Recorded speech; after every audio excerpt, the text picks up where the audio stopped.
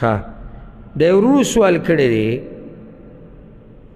وایي داسې حدیث دي یو کس وایي چې حدیث دی وایي په هغې کې پیغمبر صلی الله علیه وسلم دا وایي که زما مور چېرته ژوندۍ وی او زه د جمعې په مانځه ولاړ وی او سوره فاتحه مې پکې شروع کړی وی او زما مور ما ته آواز کړی وی چې یا محمد نو ما به مونځ پرېښودی وی او د هغې خبره به مې اورېدله د هغې خواله به ورغلی نو دا ورور وایي چې دا خبره صحیح ده که غلطه ده الجواب اوس دا حدیث چې کوم دا ورور وایي چې ما ته چا ووایي د دې څه اصل نشته بلکې اهل علمو کې ما ته دا پته نشي چې دا چا بیان کړی او ښکاره ده په دې باندې چې دا حدیث منګړت دی پیغمبر صلی الله علیه وسلم په نوم باندې دروغ دي نه دي جایز چې د پیغمبر صلی الله علیه وسلم نوم ته د دروغو نسبت وشي دا څه عام سړی خو نه دی بله خبره د دین ده ته زما او ستا خو نه ده ګوره تا له دا ناروا دي چې ته په ما باندې دروغ جوړ کړې ښه او ما له دا ناروا دي چې زه په تا دروغ جوړ کړم نو سم خیال دی په الله باندې دروغ جوړول یا په پیغمبر باندې دا به وړه ګناه نو دا حدیث نشته خاصې دا مسله به ته بیانه کوم چې سړی په مانځه کې او مور ورته آواز وکړي دی به څه کوي اگر که دې ورور د دې سوال نه دی کړی دغه د حدیث باره کې تپوس کړی خو دا مسله به ته زه خپل طرف نه بیانه کوم مونځ یا به فرضي یا به نفلي فرضي مونځ کې به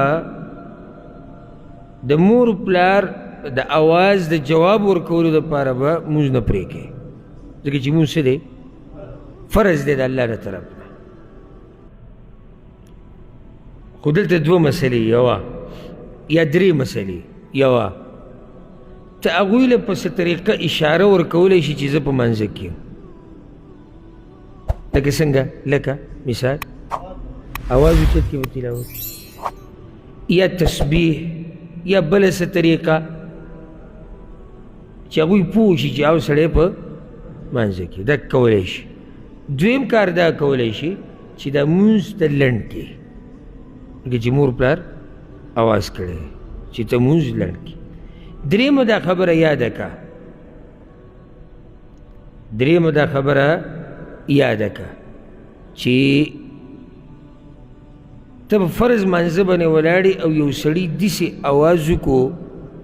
چې په هغه باندې سخته ده یا هغه په یو مصیبت کې دی او ته دغه ټیم کې الله په توفیق سره دې مصیبت نه بچ کولی شي نو په تا باندې بیا مونځ پرې کول لازم دي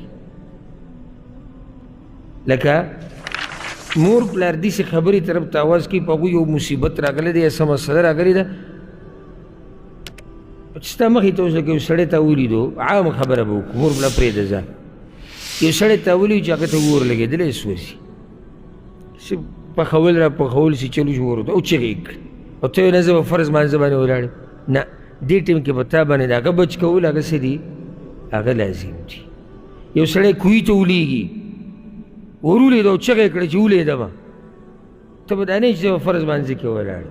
یو سړی په اوبو کې ډوبیږي او چغې کړي نو دې کې ضرورت دی چې ته فرض مونځ کې هغه مات کړي خو بغیر د ضرورت نه ته فرض مونځ نشي ماتولی اگر که ستا مور پلار تا ته آواز کوي راشه نفلي مانځله